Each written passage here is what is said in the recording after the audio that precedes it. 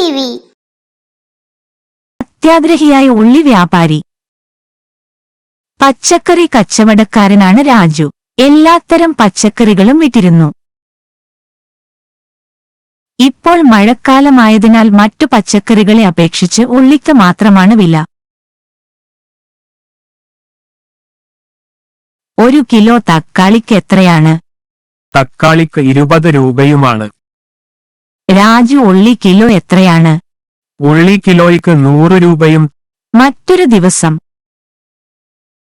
സഹോദര, ഒരു carrot kilo എത്രയാണ്? കാരറ്റ് കിലോയ്ക്ക് 40 രൂപ. 1 കിലോ ഉള്ളി എത്രയാണ്? ഉള്ളി കിലോയ്ക്ക് 150 രൂപ. അതെ അപ്പാ, ഉള്ളി 150 രൂപയോ? ഉള്ളിയുടെ വില ദിനംപ്രതി കൂടിക്കൊണ്ടിരുന്നു. ഇത് തന്റെ നേട്ടത്തിനായി ഉപയോഗപ്പെടുത്തി ധാരാളം ലാഭമുണ്ടാക്കണമെന്നായിരുന്നു രാജുവിന്റെ ആഗ്രഹം.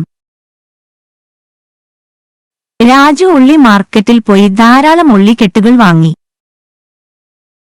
അത്യാഗ്രഹം കാരണം കടയിൽ സൂക്ഷിച്ച് കുറച്ചു ദിവസങ്ങൾക്ക് ശേഷം പൂഴ്ത്തിവെച്ച് കൂടുതൽ വിലയ്ക്ക് വിൽക്കാമെന്ന് കരുതി.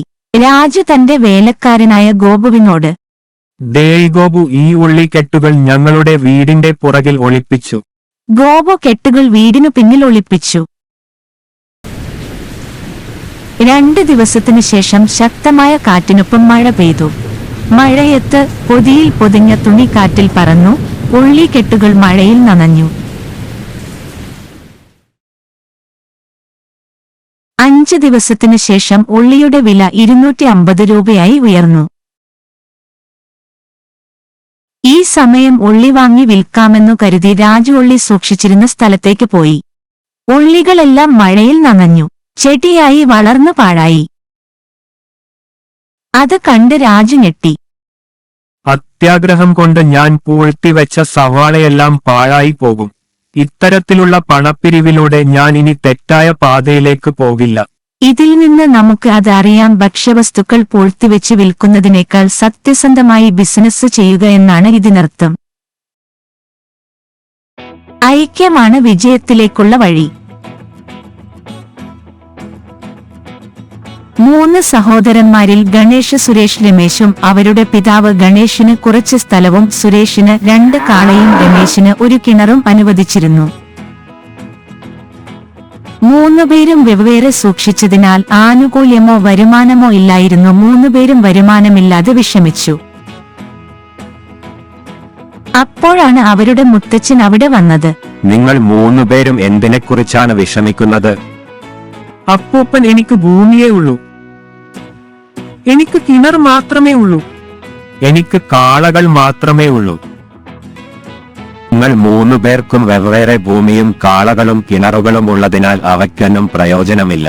അതുകൊണ്ട് ഗണേഷ് സുരേഷിന്റെ കാളയെ ഉപയോഗിച്ച് നിങ്ങളുടെ നിലം ഉഴുതാൽ, രമേശിന്റെ കിണറ്റിൽ വെള്ളം പമ്പ് ചെയ്താൽ, 3 പേരും ചേർന്ന് കൃഷി ചെയ്താൽ നിങ്ങൾക്ക് നല്ല വിളവും ലാഭവും ലഭിക്കും.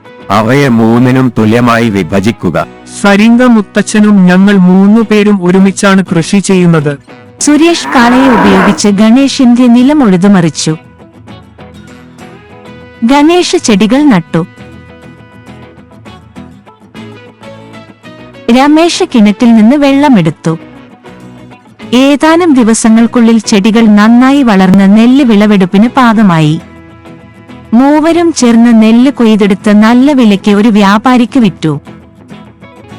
3 പണം തുല്യമായി പങ്കിട്ടു. 3 വളരെ സന്തോഷത്തിലായിരുന്നു. ഈ കഥയിൽ നിന്ന് നമുക്ക് പഠിക്കാൻ കഴിയുന്നത്, നമ്മൾ ഒരുമിച്ച് എന്ത് ചെയ്താലും തീർച്ചയായും നമ്മൾ വിജയിക്കും എന്നതാണ്. വികൃതി കുതിര. രാജാവ് പോകുന്നിടത്തെല്ലാം കുതിരപ്പുറത്താണ് പോകുന്നത്. കുറച്ചു ദിവസങ്ങൾക്ക് ശേഷം രാജാവ് ഒരു പുതിയ മോട്ടോർ സൈക്കിൾ വാങ്ങി. ഒരു സൈക്കിള് വാങ്ങിയതു മുതൽ കുതിരപ്പുറത്തെങ്ങും പോയിട്ടില്ല. കുതിര ഇനി നമുക്ക് ഉപകാരപ്പെടില്ല. നമുക്ക് കുതിരകൾക്ക് കുറഞ്ഞ ഭക്ഷണം നൽകാം. അവൻ കുതിരയ്ക്ക് വളരെ കുറച്ച് ഭക്ഷണം നൽകി. കുതിരയ്ക്ക് വിശന്നു. ഒരു ദിവസം രാജാവിന്റെ മകൾ സോണിയ ഒരു കാരറ്റ് കഴിക്കുകയായിരുന്നു. അപ്പോൾ കുതിര ശബ്ദമുണ്ടാക്കി സോണിയയെ നോക്കി.